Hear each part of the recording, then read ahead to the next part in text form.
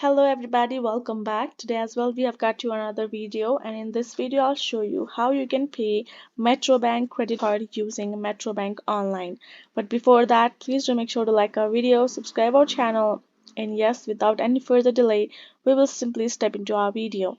So for that matter, the very first thing that you have to do is simply go ahead, access metrobank.com on your browser and get to their official website. And now tap on the sign in, enter your information, and simply log in. After you have done so, you will be able to access your account and accounts information, which includes this accounts overview in one of the options. Go ahead, access that accounts overview. Here in this section, you will be able to see the options here in this dashboard and here in the shortcuts section. Simply choose this option of a pay bill and tap on it. Okay, now here in this section, you will be able to access this option of pay bill. It will pop up. Enter the amount on top. For the purpose, you can tap on this drop down or you can decide to choose a title. Enter the account number and choose the purpose why you're doing that, or type it in.